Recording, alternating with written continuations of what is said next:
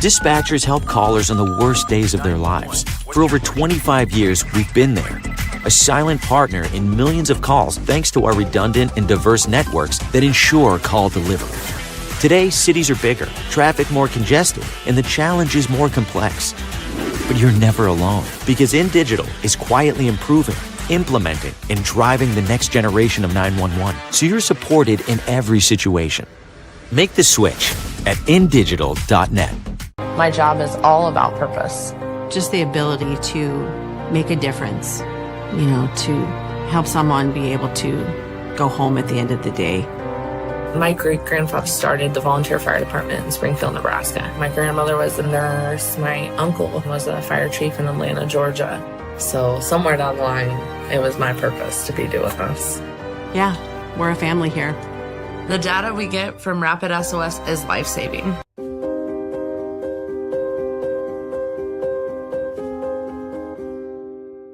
Have you ever met a 911 professional and asked, what's the worst call you've ever taken? Well, here's your answer. I heard your last breath the night you flipped your four-wheeler. I tried to call you the day you committed suicide by driving your car into a tree.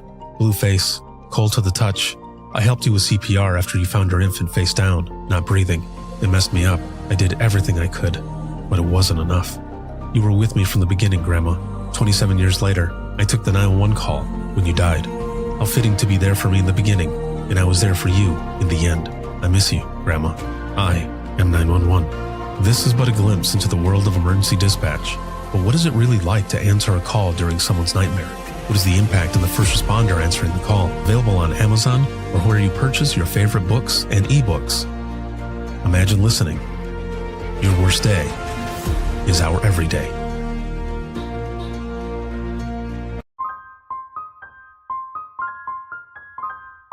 This is Jordan, and you're listening to the Code 7 Podcast Network.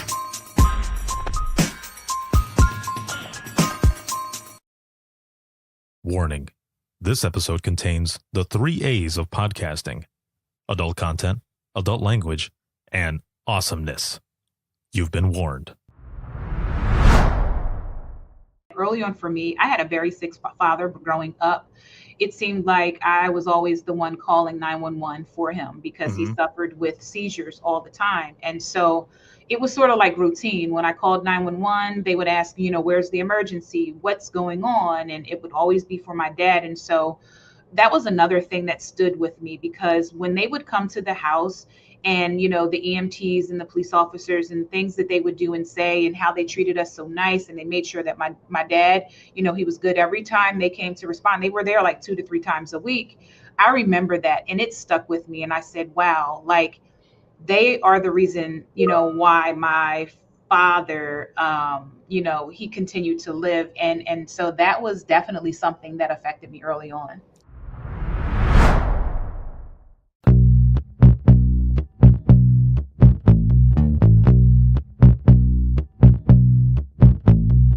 Welcome to Within the Trenches, true stories from the 911 dispatchers who live them.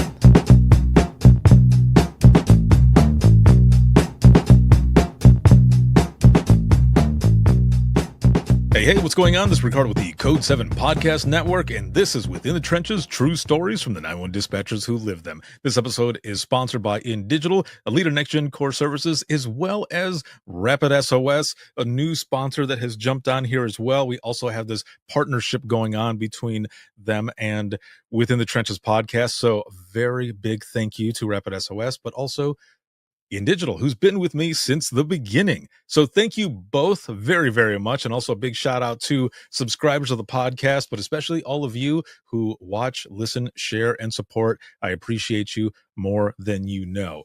It is October 20th, 2025. It's almost Halloween, man. It is going fast. I don't know. I don't know what it is. It just seems to go faster and faster and faster. And maybe it's more so because we're going into the holidays. You've got Halloween, you've got Thanksgiving, and then you've got Christmas, and then you've got the new year. And it just seems to go and go and go.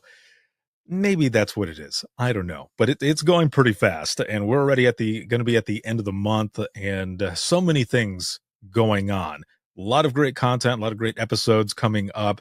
And also, different training appearances.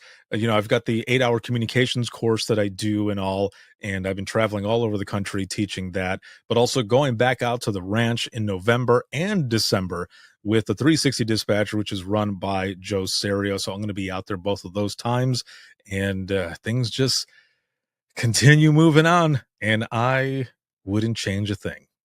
I love it. But I thank all of you for it, because if it wasn't for all of you, I wouldn't be where I am at today. So thank you for all of it. I am excited for my guest today. We are going to be talking about so many different things, but especially culture within the ECC. And for those in the general public who listen to this as well, if you don't know what an ECC is, it is the dispatch center. It is the Emergency Communications Center. To be specific, ECC, that's what it is. We're going to be talking about a bunch of different things here, but my guest today is Tipi, and she is the Chief of Staff at OUC, or the Office of Unified Communications. Hello, how's it going? Hi, Ricardo. I'm good today. Thank you. Excellent. And I am so happy to have you on. And, we were kind of talking a little bit before this. I was out there a few years ago, and your ECC is not just massive, but it is amazing looking. I remember walking through there, and I'm sure there's stuff that has changed since then, but the amount of people that work at a time, and we'll get to some of this stuff as well, that are out there.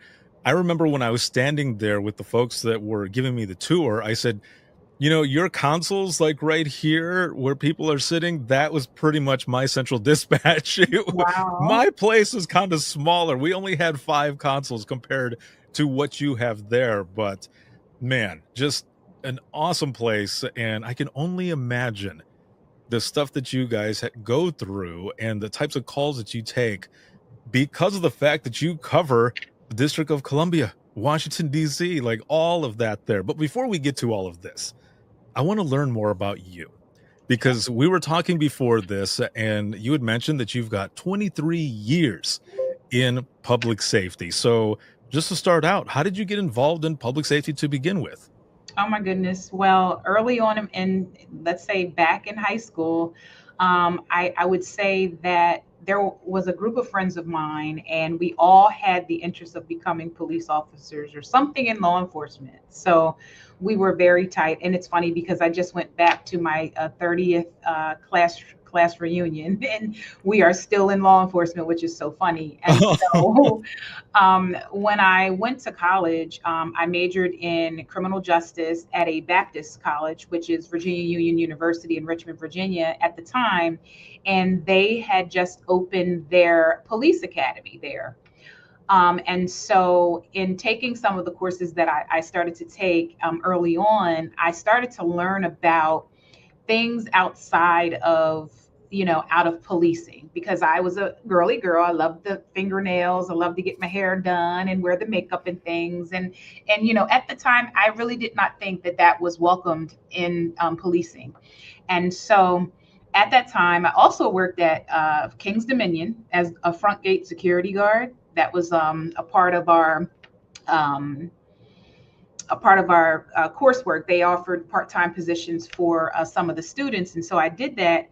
And so being in Virginia, and when I moved back home to New Jersey, South Jersey, I realized that I wanted to be a part of public safety, but not as a police officer. And so I applied with Amtrak Police in Philadelphia at 30th Street Station. It probably took about maybe 6 or 7 months to actually get into the department, but I actually got into the department, and that's where I started my career. Oh my gosh, so many years ago.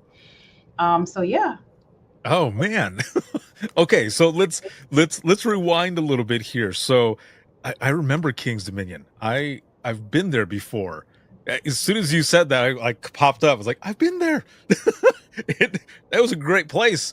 Yeah. And so you started out. You already had, you and your friends, you already had this want, this maybe calling already right off the bat, this call for service. Like, do you come from, and also kind of your friends, if you know any of this, but did any of you come from families from public safety, military, or anything like that? Or was it just simply something that you guys were like, This sounds like it would be cool to do. Like, was there any other inspiration building that up? Yes. So I'm not familiar with any of their backgrounds as far as their Hmm. parents, but one thing I Yeah. will say is that early on for me, I had a very sick father growing up. It seemed like I was always the one calling 911 for him because he Hmm. suffered with seizures all the time. And so it was sort of like routine. When I called 911, they would ask, where's the emergency? What's going on? And it would always be for my dad. And so that was another thing that stood with me because when they would come to the house and the EMTs and the police officers and things that they would do and say and how they treated us so nice, and they made sure that my dad, he was good every time they came to respond. They were there like 2 to 3 times a week. I remember that, and it stuck with me, and I said, wow, like they are the reason why my father he continued to live. And so that was definitely something that affected me early on. Oh man. I can so yeah, deeply rooted in a lot of ways where now you want to be that person. It's like it's paying it forward, right? You want to give back in a way that there were all of these folks that were helping you and ultimately your father as well. All of these things that you're going on, and like you said, it stuck with you, and like the bug bit you right away in a way, right? And it stuck with you, and you were going through it, and you build up to it. So now you're doing you're in law enforcement. Mhm. And what are you doing at this time in the beginning? Are you in dispatch already, or are you out on the road? Are you on scene doing calls? Like, what is it that you're doing from that point after So King's Dominion? yes, after King's Dominion, and I got hired on as an emergency communications. I forget what it was called at the time, Hmm. but I was an actual call taker and a dispatcher at the 911 National Communication Center for Amtrak. And so there we had to answer 911 calls, we monitored alarms, and we also were somewhat like customer service as well. And we actually had to dispatch officers at the different train stations along the Northeast Corridor. And we had to really, really know about procedural information for each police department where our train stations were from across the nation. Because one thing with Amtrak police, they did not have police officers across the nation. So let's just say if it was an incident that happened in Florida, we had detectives in certain places that would handle those calls, or they would work with the local authorities. So we had to know about all those procedures. So early on, that's what I did. I did that for about 5, 6 years, doing every single piece of that job. Even NCIC, that's a National Crimes Information Center. We actually did that as well. So we rotated, but we worked under an umbrella where it was a police department. So our supervisors were sergeants and lieutenants. And I think we had one civilian manager. She was over management of the division. But however, for the most part, we were managed by police officers. And that's what I did. Yeah. Okay, so right off the bat, I will say I had no idea that Amtrak even had anything like that. Yeah. No It's a big way. deal. Holy moly. Okay, so okay, hold on a minute here. Let me try to wrap my mind around this. So where you're working, and you said you need to know all of these different procedures for all of the other stations. And you're talking like, are you one that's running the entire country of all of these, or were there different hubs as well? So, yep, that's a great question. So, the way that it worked, we would have 1, 2, 3, 4, 5 people on duty, either 5 or 6. Hmm. And so, the way that they situated us is that one person might sit New England, and that would include all of your states from New York up all the way to Rhode Island, Maine. Then you might have someone on the Baltimore desk where they would handle Washington and Baltimore. Then you would have someone that handled Philly, because depending on how busy the stations were, that's where you Hmm. sat. And so they had us sit at these different zones based on how we were situated across the United States. And then you might have had the teletype operator that actually dealt with all of the detectives from across the nation. So yes, the National Center is now located in Wilmington, Delaware. They used to be at 30th Street Station on I call it the hidden floor. So if you ever have been into the train station, Hmm. when you look up, it seems like it's 5 floors. But however, there's a corner closest to um, it's looking out at the art museum. And so it was like 3 floors between the 5th floor that you did not know about. And so we were on the 8th floor. So we were up there. No one knew that we were there, but we were there where CNOC was. That's where they had the electrical train control office. But of course, everything is now in Wilmington. That is amazing and terrifying a little bit. Only because, and I only say that because there's so much stuff that you have to know, and it seems like in dispatch there's already so much stuff that you have to know. But I guess, once you get into it and you get into the groove, it's like, hey, it's another day. It's a Tuesday. Yep. Wow. And you did that for about 5 or 6 years, you said? Yes, I did that for 5 or 6 years. But I loved it so much and realized that I wanted to keep going. And so I always had leader in my spirit, ever since I've been 4 years old, I had leader in my spirit because that's how my mom raised us. And so I knew that I wanted to do something else. And I remember having the conversation with the manager there, the civilian manager, and she was just like, look, I know that you love what you do, but if you're trying to move up, then maybe you might need to explore other options, because right now, if you're not going to be a police officer, there's nowhere for you to go. And so I took that as a plus. And so that's what I did. I went on and went to my next center, where I got a very wealth of knowledge from 2 great directors there at the time in Montgomery County, Pennsylvania. Actual Eagleville is what it was called. The Eagleville prison was there. And that's where I completed another 8 years of dispatch. Oh, man. So you're just building this chest of knowledge and experience going from place to place. Now, I have to ask, just going back to King's Dominion, do you feel like some of the stuff that you were doing there kind of prepared you for which you went into Amtrak, and then of course Amtrak preparing you even more to your next spot that you were in? Oh, of course, because when we had to describe a suspect, we had to go head to toe, inside to out. We had to know how to describe a person. The one thing that you may not know is that we had emergent situations at King's Dominion as front gate security. Someone might have tried to bring in a knife or a gun or something. And so we had to use our judgment in order to be able to describe these things, and use a radio, understand how to communicate, understand how to work together. So a lot of those pieces that we did, it helped me in police dispatching and call taking. It's just those building blocks of just experience, and I love it. And that's why I asked, because there are sometimes when we're going through, there's these little nuggets of things where you think about, and sometimes the guests, when I'm talking to them, they go, you know what? Yeah, no, that did work. Like, that did come up. So that's awesome that you had all of this that was going on. You had this leadership spirit, this calling already that's been, coming on. And like you said, from your mother and everything else, I love how it's just life experience, your parents and all of these things that were just ingrained in you. Do you feel like there was a moment at all at Amtrak or your next spot where, when you were in dispatch, that you realized, whether it be a call, an incident, or whichever, where it just solidified, I'm in the right place. Like, this is where I'm supposed to be. This is what I'm supposed to be doing.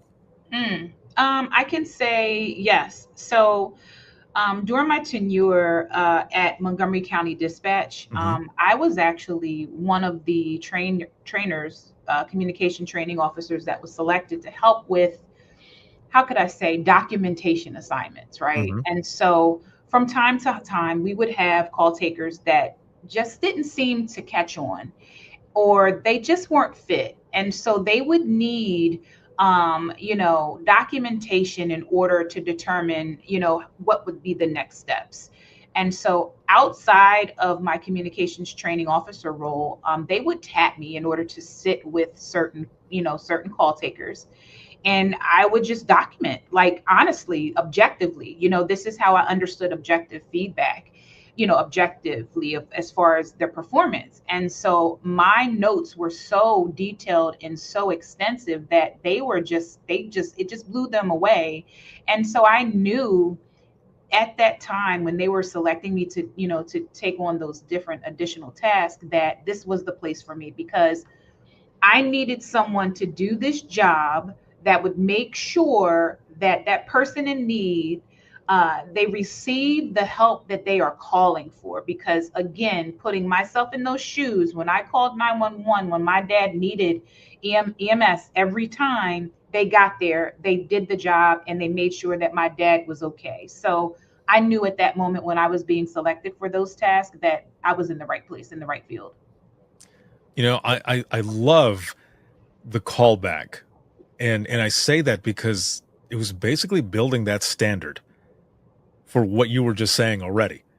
And how it was building what you were doing as well. Like that standard was already there. You're like, I'm gonna meet this, exceed it. This is the way it's supposed to be. This is what's going to happen. I love that.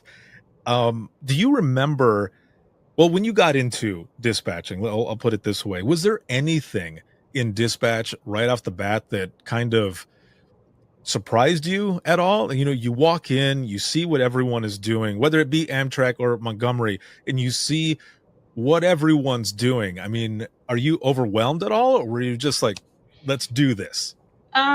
Well, what I can say is that the types of calls that we experienced at Amtrak Police versus the types of calls that I experienced at Montgomery County, they were different. Mm-hmm. I had to understand that we might have gotten a call for a train crash that involved an occupied vehicle, and I can remember that.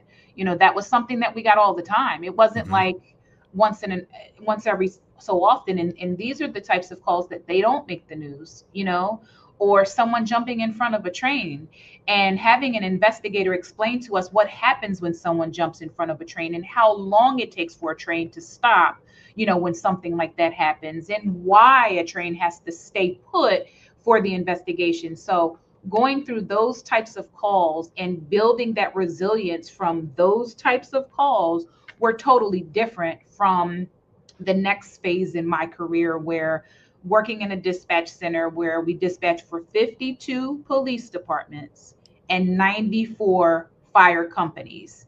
And I'm pretty sure that number has increased. But again, dealing with every single department's procedures and every different fire company, there were all types of calls. I mean, I think the one that was the most popular were the bank robberies, understanding how to, look at information that's being put in simultaneously coming from a GPS tracker, right? From 3SI. We got a lot of bank robberies. I never got a bank robbery at Amtrak Police, right? Seriously, because where some of the major banks were, they were along the major interstates. So like the Pennsylvania Turnpike and the interconnector, they would rob the bank, get on the interconnector and make it either go north or south. And where the county was, Philadelphia bordered. So we received a lot of those and just other types of calls, So yes, a big difference. I remember being in dispatch, and even early on, the first center that I was at in Central Florida, and the adrenaline pumping from just the possibility that a bank robbery was going on. And here you say there was you guys dealt with that, a lot, or, I don't envy you during that time, I'll say, because I can just imagine, because I remember sitting there and, there's a procedure. I won't say the procedure, but there's a procedure that happens. And if someone misses it and you're on the phone with them and you're thinking, okay, this is actually happening. Luckily, this was a new employee and they hadn't been fully taught the procedure yet. And they just had them answer the phone because they were busy, and they're like, just answer the phone and, or whichever. So they didn't know the procedure. So I have people going out and then, they end up telling us, no, just hold off. it was a new person. They didn't know. We're like, okay. Whew. Like, all right, well, good. But yeah, I can't imagine. It's just like other folks that I've spoken to who take medicals all the time. Like Mhm. that's all they do is take medicals all day. I could take medicals just fine. When I was in dispatch, we did all three disciplines of public safety as well. But if I had to choose, it wouldn't be medicals every single call. Right. But I guess it's just like anything else. Once you get into the groove and you're doing it, it's just like another Tuesday. So, you go in, you've got different calls, right? Different calls, types of calls that you're taking in each place. Now at Montgomery, how many people were on the floor at a time? And also, was it like an 8 or 12 hour? It was a 12-hour Panama schedule, so we had off every other weekend. Mhm. At any given time, at the time, we had about 20 people on shift. That would include all of your police dispatchers, excuse me, all of your police dispatchers, your call takers, and then your fire board.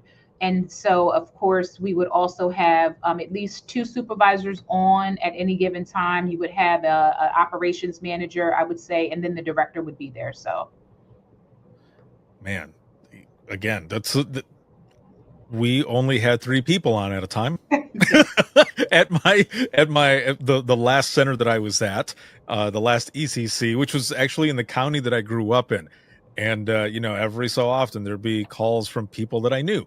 And so that kind of added a layer on it. But when you talk about how big things were, we had 3 as our minimum wow. throughout the week, and 4 was the max. Well, 5 if we had weather going on, but 4 over the weekend.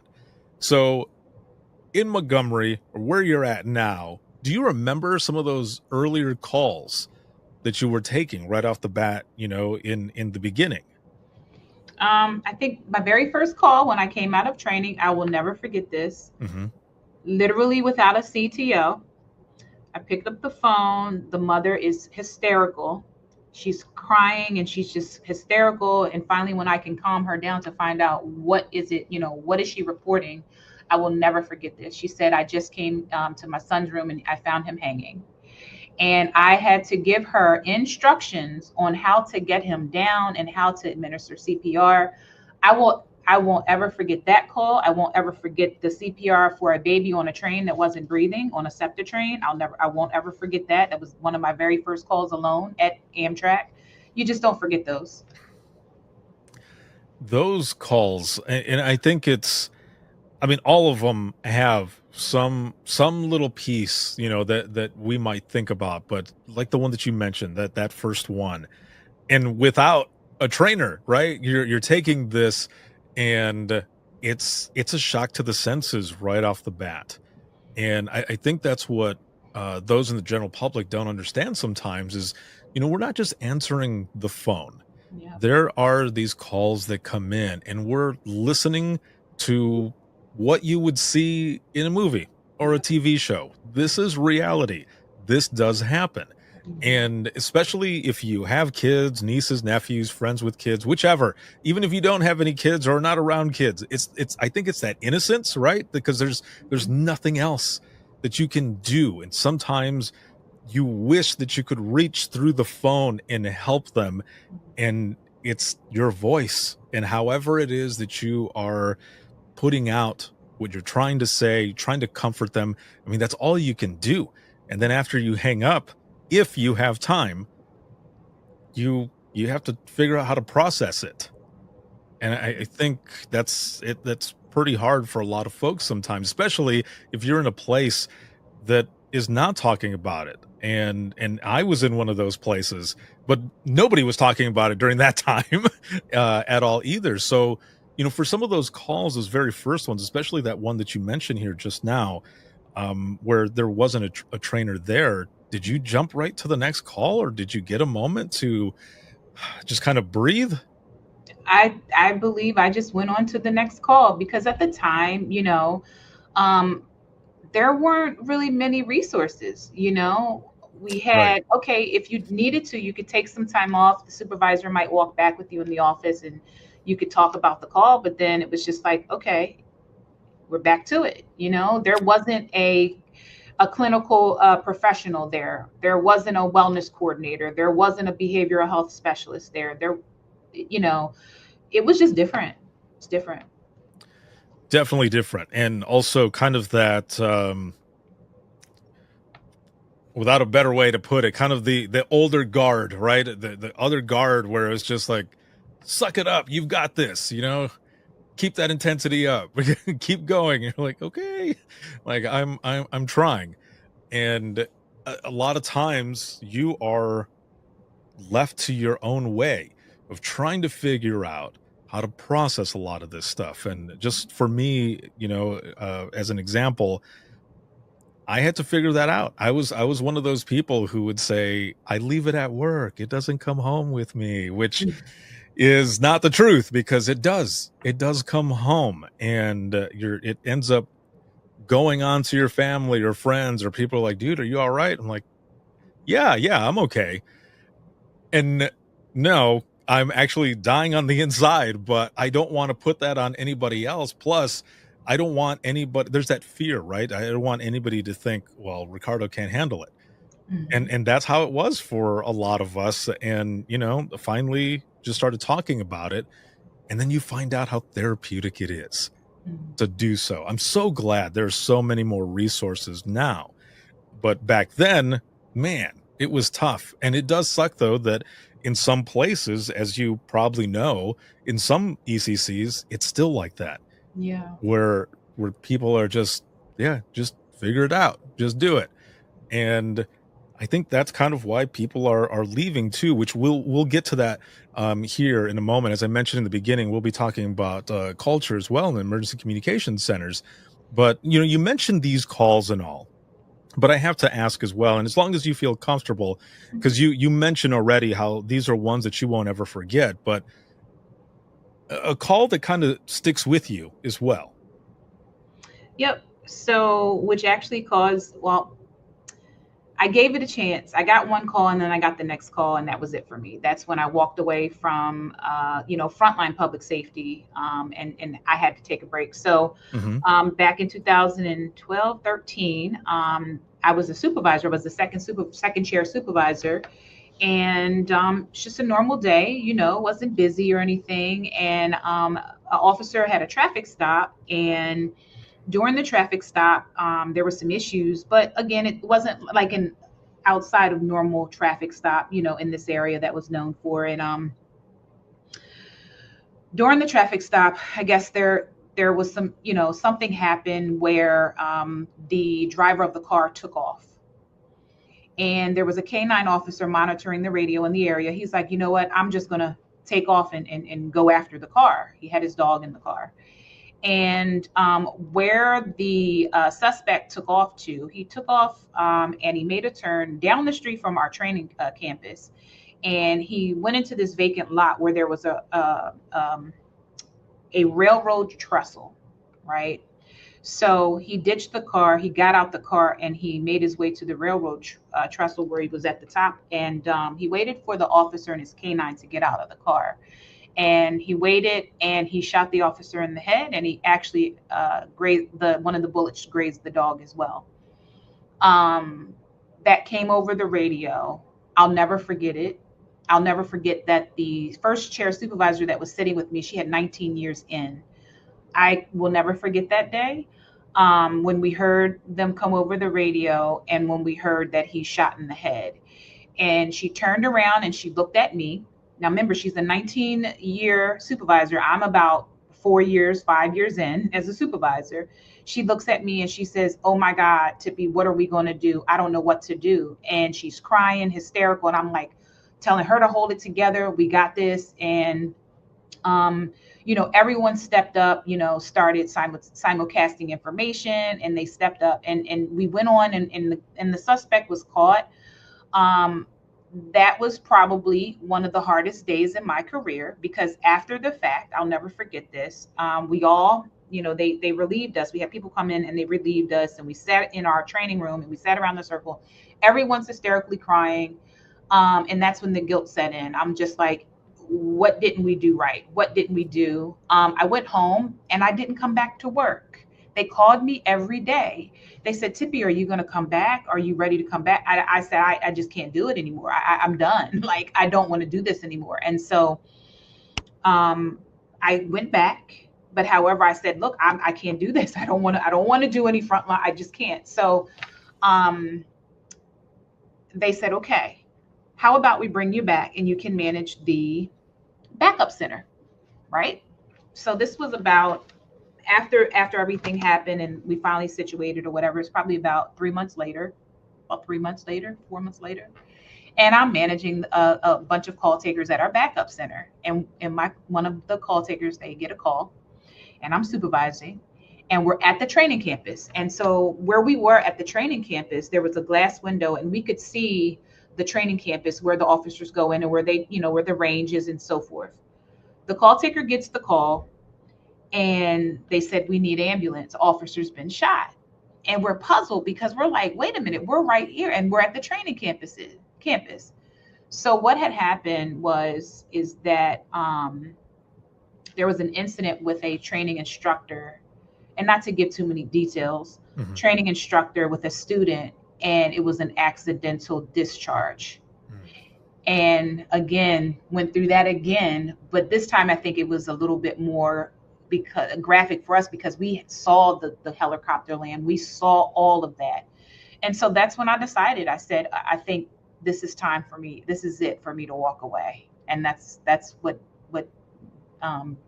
did it for me. Well, first off, I thank you very much for sharing that story. And I have goosebumps right now. For those watching and listening, it's one of the things that is really hard to get over, really. I mean, you never really do, in a sense. It's always there. You might hear a sound that causes a trigger that brings it back, or you might hear something over the radio. There are things that happen, and it's hard to describe unless you've been there. I mean, people have seen it, I'm sure, on TV many times, and you can imagine, but you can imagine listening. However, when you're there, when it happens, excuse me, and it's people that that even more so hits harder.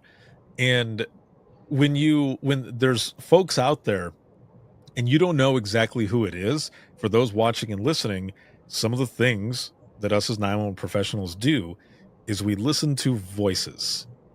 We listen to the voices that are coming over the radio to narrow down who is the person who is hurt or who is the person who is in trouble. And it's an odd thing. And a lot of people, sometimes I've spoken to them and they're going, you know what? I've never really thought about it like that, but we do. I'm like, yeah, we narrow it down just by listening to voices. And then whoever we don't hear, that's who it is most of the time. And so I can see, in those moments, you want to step away. And I do love that, the person that was there with you 19 years in as supervisor and such, they're going through their thing, but you're there supporting them as well, saying, we got this. And I think that's what happens. It doesn't matter if you've been with these folks and some of them might not be, you might not get along or whatever, but when it hits, everyone is there. Everyone is dialed in and you're doing what you're supposed to be doing and you're there for each other. And I love the fact, though, that you knew that it was time, or especially that first time, that you needed to step away for a little bit. And then you came back doing your thing. This happens. And again, also that you were aware enough that you knew that you needed to step away for some time, because I think that's another thing with a lot of us where sometimes we don't know, or maybe we feel like we need permission, that it's okay for us to step away. It's not saying, and nobody get this twisted, it's not me saying, hey, just leave. That's not what I'm saying. What I'm saying is it's good for us to have that self-awareness that if we need to step away to recharge or whichever, to go ahead and do so. That it is okay. Mhm. So when you ended up stepping away, how much time was that in between coming over to OUC?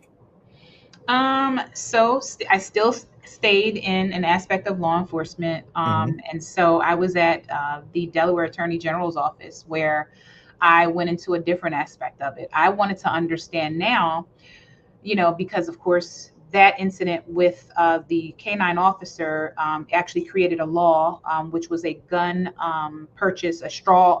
straw purchase law, Hmm. where they would convict the person if you purchased a gun for someone else and you sold the gun. That was a law in Pennsylvania because of that. And so I wanted to really understand what happened on the other end. And so working at the Attorney General's office in the prosecution section, I had that opportunity where I worked in forfeiture and criminal cases, typing indictments and understanding, what the officers have to do and the evidence that they have to present and just really understanding that and just dealing with a lot of attorneys. And that was a awesome experience. And then going on to now I'm getting my steam back, right? Because I knew that, that time off was good for me, but I had to get back on this leadership trail, right? Hmm. And then going into consumer protection into the fraud division where I worked on civil cases and also cases that were criminal. And so my drive there is that in consumer protection, I actually, for the state, I worked where I would determine the next steps for these types of cases. And so where I managed investigators. And so that was pretty neat, doing that. And so knowing that I was, a part of helping, the public as it related to our older constituents and older residents, writing checks to those fake contractors or these contractors that were ripping people off or things like that. I knew that the work that I was doing was helping that. And so after that, then I'm ready. I'm ready some more to get really, really back in the front line. And so then I moved to Washington, D.C. and did that and went over to the Metropolitan Police Department where I got into training. Because the one thing that I failed to mention is that no matter what I've been through in my career, one thing I can say is that I had solid training, right? And so even at Amtrak Police, solid training, APCO, that's where I was, introduced to APCO. What's an APCO, right?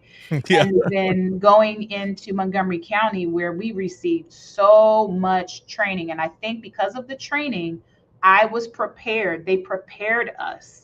They did not skimp on training. They made sure we APCO, PowerPhone at the time. They were doing a lot of training then when it was called PowerPhone Hmm. and different leadership classes and things. I got the training, so I was well equipped. And so coming to Washington, D.C. and working for the Metropolitan Police Department in a training capacity, I got my foot in and I'm back. And then working in the teletype section as a manager, that was a lot of fun. Really, now I'm almost frontline, we're in teletype, we're handling hit confirmations, 10-minute hit confirmations and things like that, and really working with the officers.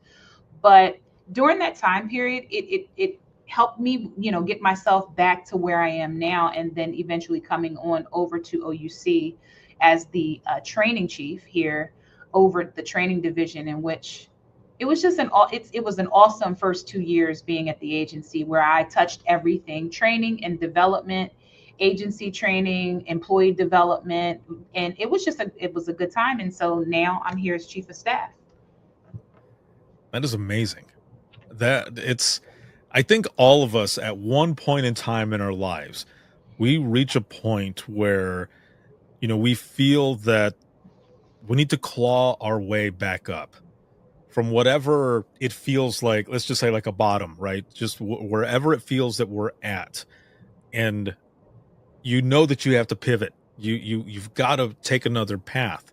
And you're starting at this one level, and then you start moving up and moving up, and you're building that, confidence. You're building that chest of knowledge and experience. And I feel like you made it up all of these different levels. I love it that you stepped away, but you still wanted to be a part of it, and you were building back into it slowly.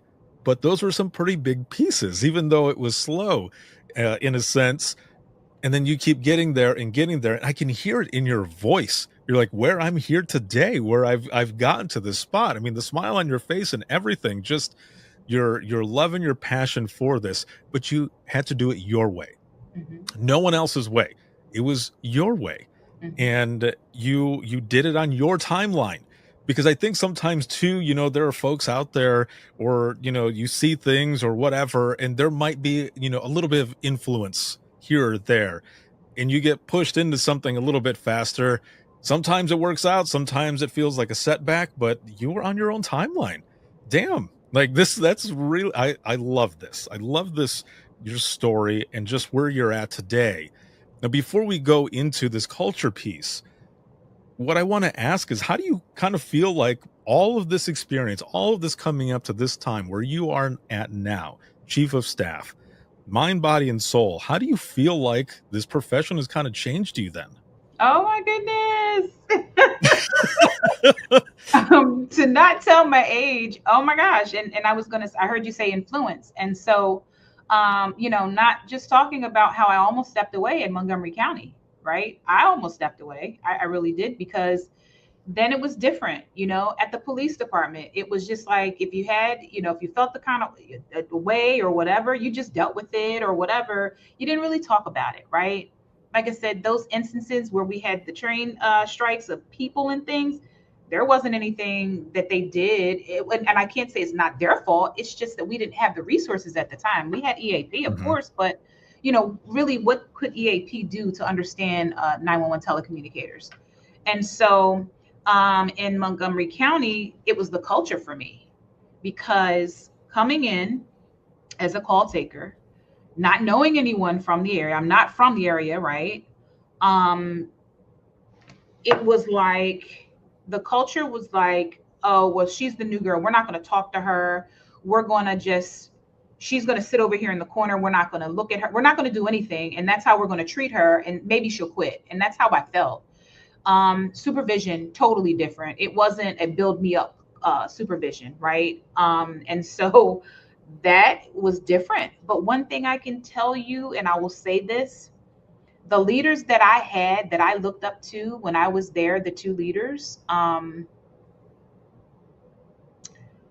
they were the reason why I stayed in public safety, because I knew that the way that I felt and what they did in order to acknowledge it, and the things that they did to make sure that I stayed, they cared about the culture, and they were a part of the reason, because the culture started changing, just from holding supervisors accountable, holding their behaviors accountable. And we could see it. It wasn't done behind the scenes. It was done publicly, not embarrassingly, but it was done publicly, And then once that director left, then we had another director step up, and he's currently still a director, and I'm going to share his name. His name is John Guide. He's the director currently at Bucks County 911 in Pennsylvania. I look up to him, and I have ever since the beginning of my career, because he led, he was a servant leader, and he led, and he really, culture was a big deal for him.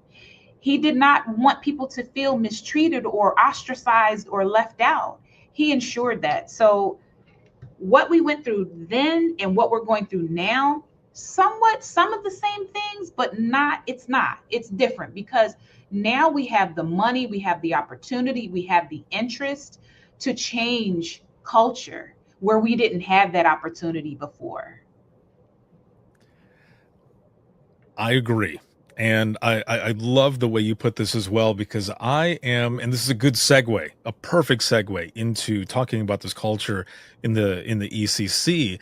And I've been telling people this for a while now, especially in that class that I teach, because the whole point of that is to bridge the gap between seasoned dispatchers and new dispatchers, or even seasoned and seasoned dispatchers, because I'm a firm believer that it's going to be us that finally conquers this short staffing issue, because it's not going to be legislation. And don't get me wrong, nobody get it twisted. I'm sure that stuff will help federally eventually. I do get that. That's not what I mean, though. What I'm saying is I don't think it's going to be all of these big things. It's going to be us. It's us who's going to be there to figure this out. I really, really believe that. So going into this, your thought process on culture, what it was like before, how it is now, and how it aligns with retention.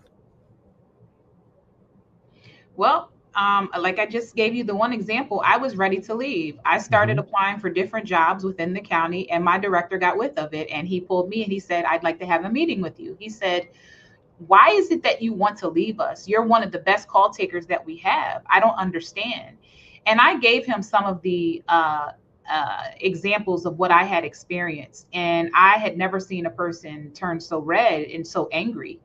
And so just speaking about it, that's how that change started. And so as it relates to now, someone that has experienced it, I feel has the most effect to help with the change.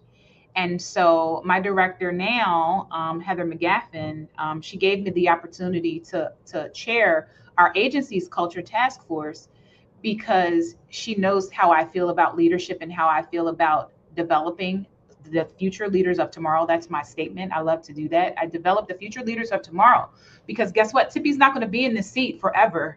And so we have to develop the next person that's going to sit in the seat. But while we're also developing, we have to lead by example so that they can follow those examples in order to treat others, so that they can look up to us and say, hey, oh my God, she was great. I liked how she did this. I like how she spoke to everyone and she did this. And there's going to be someone that they're going to aspire to be like. I want someone to aspire to be like me in public safety. And so, yes, the difference of what we had then versus what we have now, it's showing. And as far as it extends to retention, if a person isn't happy, they're not going to stay. You can give them all the money in the world. You can give them the $5,000 bonus. You can give them days off. You can give them pizza parties.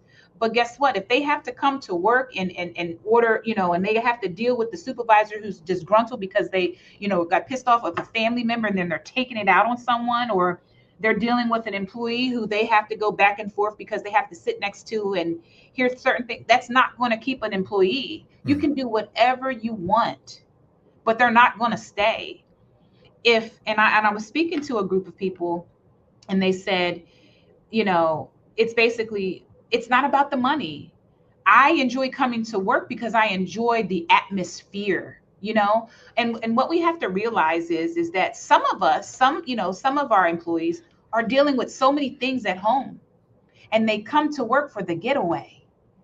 The work is paradise for some of them, right? But you just don't know. And so with that being said, if they're coming to work for paradise, right, for the beaches and the sun and the palm trees and that type of atmosphere, right?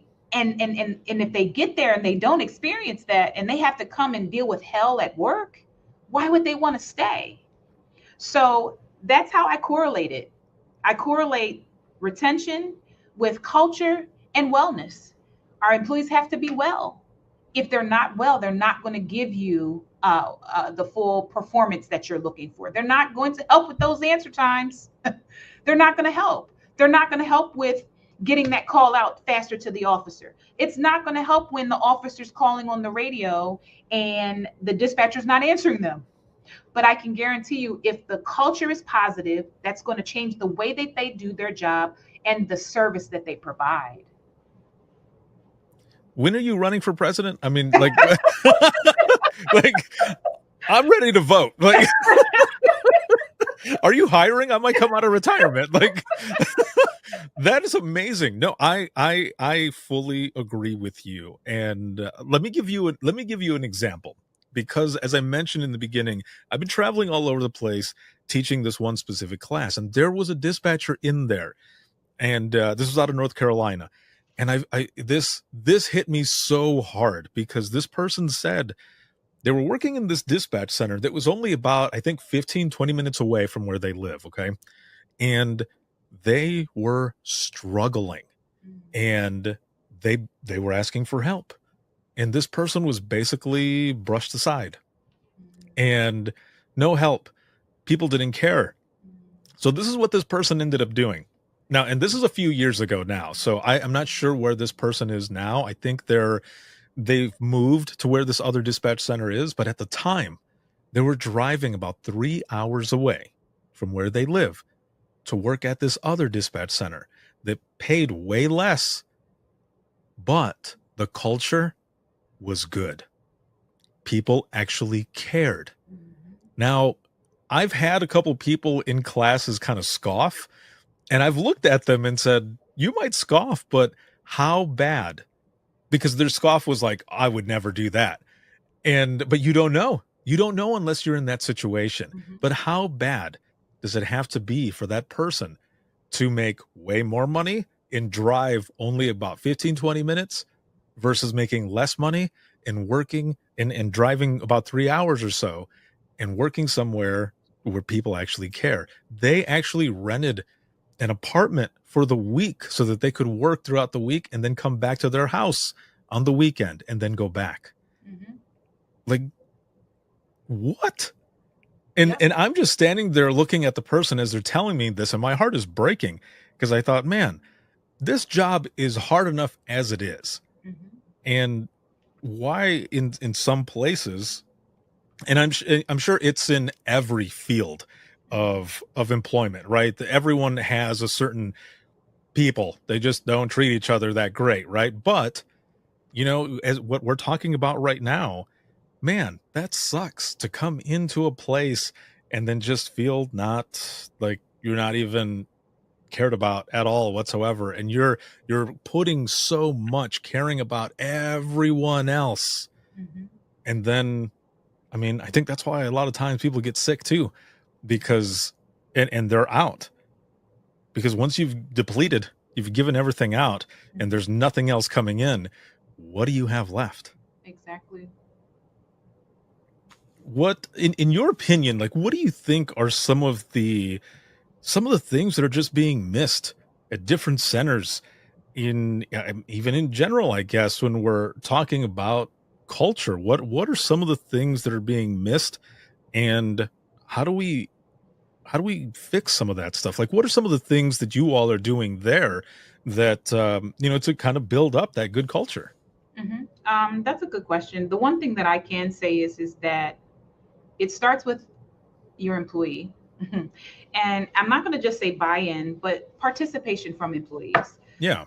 When they feel as though they're included in decision making, in process, in procedure, in different aspects. I'm not going to say every aspect because they can't be involved in budgets and things. Right. But when they feel that they're involved in these things, in these decisions that we make, they feel valued. When an employee feels valued, they're going to go home and say, guess what? They listened to my idea today, and we're going to do this because of my idea, right? And so I would say that's one thing. The other thing, again, allowing, like I said, the input, allowing them to have the voice. The one thing that has worked for us with our culture task force, it's led by myself and the wellness coordinator. We were the best two, I guess, selected for that because we didn't want it to be supervisors or managers or other executive staff, because we needed to have someone a part of the change-making process. And so working with the wellness coordinator, she is a trained mental health professional, and myself, we have the ability to hear what employees want, what they feel, what they're, whether it's subjective or objective. But the thing is the one thing that I can say is that we have built a respectable place where they can mention things, whether it's about a supervisor, whether it's about an experience. But our logo, or what we say is that if you come to the group with a problem, you have to come with a solution, because what it is not is a bashing session. You are not allowed to use an employee's name or a supervisor's name. We do not use names when we have discussions. And so, like I said, we're not sitting around to bash. Some of the things, the things that we've done in this culture group. For instance, someone mentioned that the kitchen, the refrigerators were dirty, or the kitchen needed a refresh. How hard was that? Okay, you guys want, yeah, that'll really help. And we could get some, some soap and this, and, we had soap, but they just wanted different types of soaps and things. And we said, okay, and we wanted even the drawers cleaned out of all those to-go packets, the little things like that. So what did I do? I have the ability to, I'm a strategic advisor for the director, right? Hey, director, they're asking if we can get a deep cleaning of the kitchen, and this is what they want, da da da da da. Guess what? A couple dollars later, we did exactly what they wanted. Can you imagine how that affected them and how happy they were? Something minor like that. And then we reverted to uniforms about a year ago. They said, can we have like spirit days, and can we do this, and can we do different days when we're not wearing a uniform? Okay, so what's the plan? You give me what that looks like, what the days are. What did I do? Hey, do you think it would be okay if we do this? And sure, no problem. That's all it took, were the little things. But we meet in this group once a month where we listen to our employees, right? And so we even took it a step further where, the other piece that sometimes I think we are scared to attack or approach are the issues with supervisors and management. You have these relationships when they were dispatchers and call takers, and now they went up, promotional wise, and they still have those relationships, and they don't know how to manage correctly because of those relationships, or they just haven't received certain trainings in certain areas. So example, they would complain about some supervisors and how they would speak to employees. And so we needed to teach the true supervisors how to have true feedback sessions. Whenever they needed to speak with an employee, they needed to understand what's the appropriate way on how you start feedback. And so you can't assume that they know how to do it, right? So what did we do? We went out, found a vendor that provided feedback fluency training. And so Valerie D'Antino, she was amazing. She came here and she actually completed the training with our quality assurance staff and training staff. And then she came back and did it with the supervisors.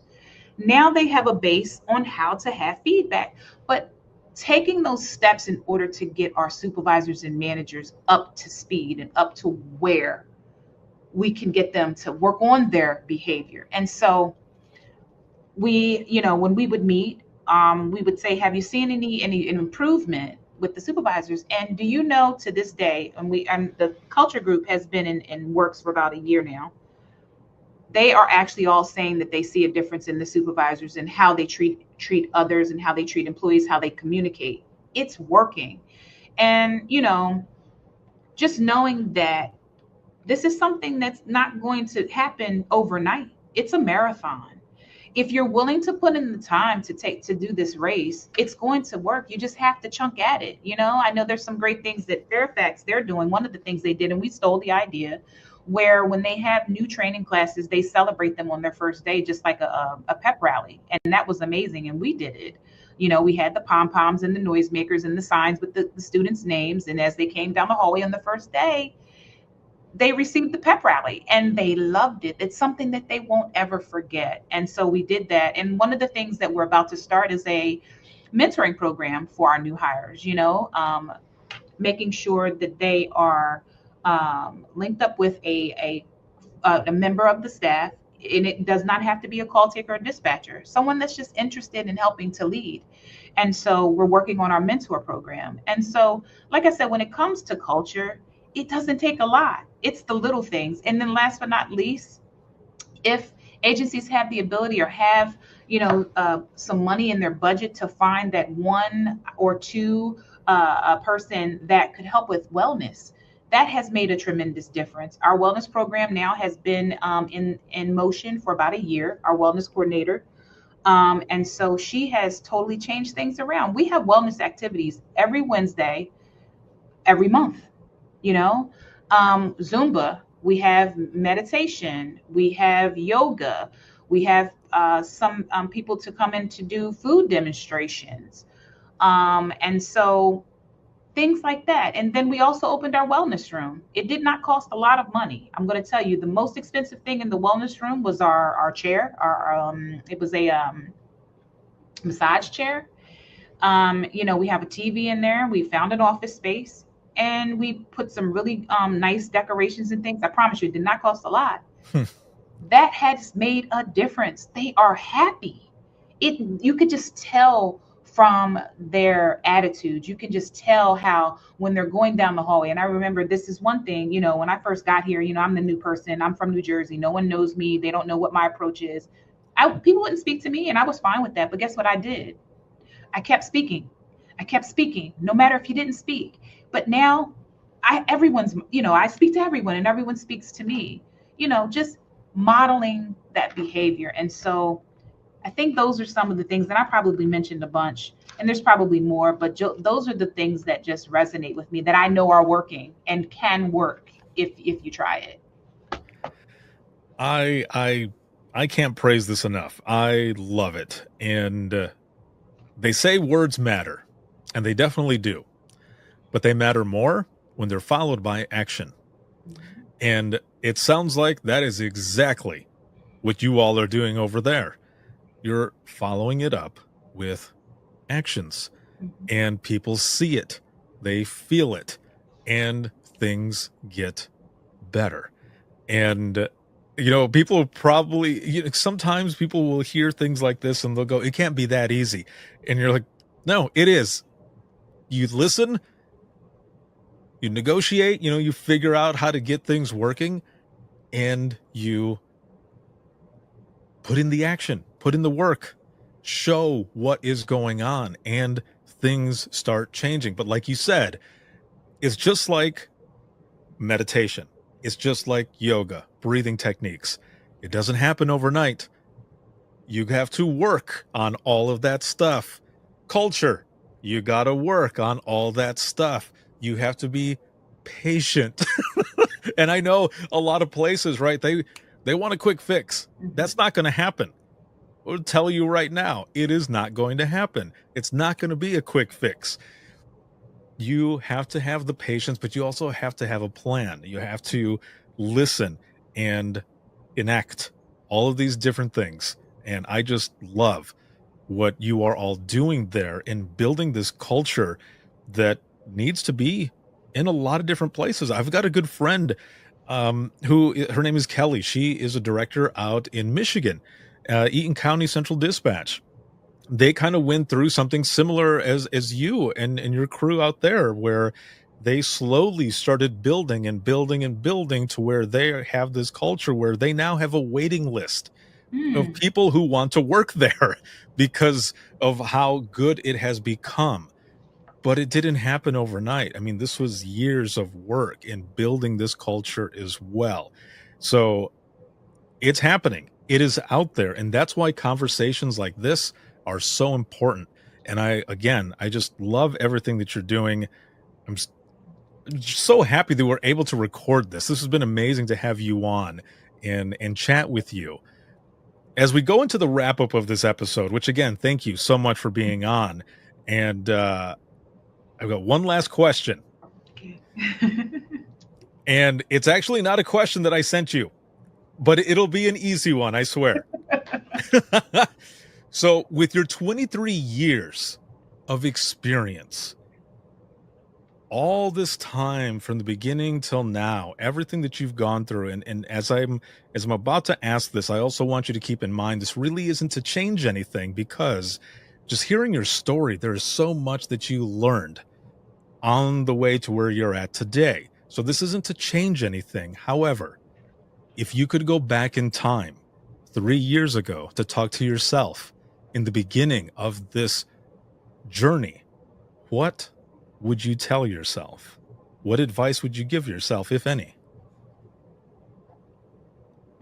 That's a good question. Oh my goodness.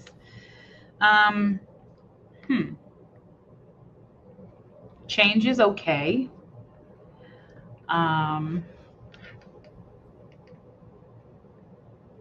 Patience is a virtue. And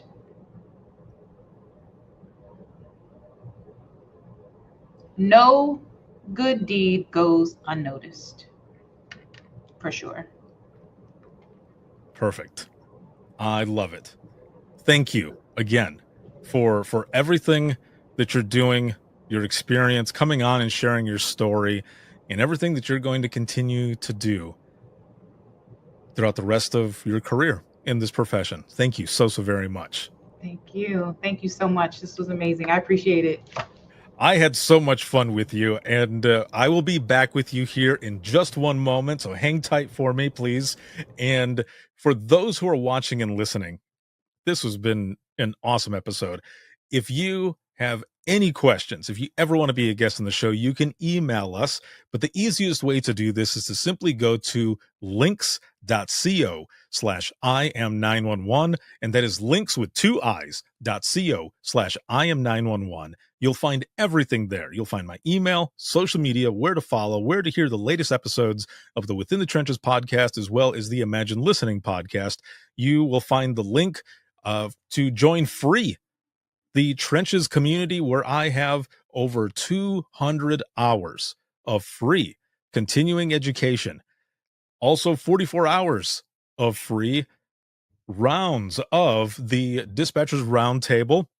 And also adding on there exclusively is the home of the Public Safety Showcase. And on October 22nd, when this comes out, it will have already happened, but you can go back and check it out. You can join the community. If you can't watch live on the 22nd, you can watch the replay. You've got a bunch of speakers. These are all virtual events that I have done. Those main 200 hours are from the Dare to Be Great virtual sessions that I have done. They're all there and free for you to check out anytime that you want. Again, you can reach that with links with 2 I's.co/IM911. Any podcast merch, any of the Imagine Listening books, anything like that can all be found there on that website. And a big shout out to InDigital as well as Rapid SOS as sponsors of Within the Trenches podcast. And shout out to subscribers as always. Thank you all very, very much. And then you can see this on Facebook, YouTube, as well as X and LinkedIn Live. And I've got clips, whether it be for Imagine Listening and the IM911 stories, or clips from Within the Trenches podcast on Facebook Reels, Instagram Reels, as well as TikTok. And then you can listen to either podcast 24/7 on Apple Podcasts, iHeartRadio, Spotify, your favorite podcasting app, and withinthetrenches.net. Have a good one, everyone. And we will see you all in the next one.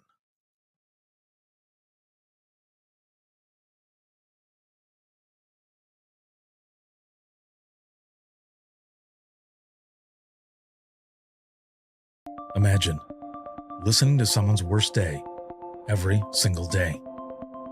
Imagine listening as someone experiences life through their worst nightmare to the miracle of birth or a life saved. I'm Ricardo Martinez, a former 911 dispatcher, and for years, I've been recording the voices of a hidden world, ours. I've provided a space for 911 dispatchers to share their powerful stories. It started as a peer support session and continues. Dispatchers sitting together, sharing out loud, or writing down what they couldn't say. Some stories will grip you. Stories of heartbreak, resilience, and calls that haunt us long after the line goes quiet. But Imagine Listening is more than heavy emotion. It's about healing. It's about laughing through the chaos, lifting each other up, and reminding the world that dispatchers are human too. The lighthearted will balance the heavy. Experience the power of storytelling, a podcast for the thin gold line and those who want to understand it. This is Imagine Listening. Your worst day is our everyday. Subscribe now wherever you listen to your favorite podcasts.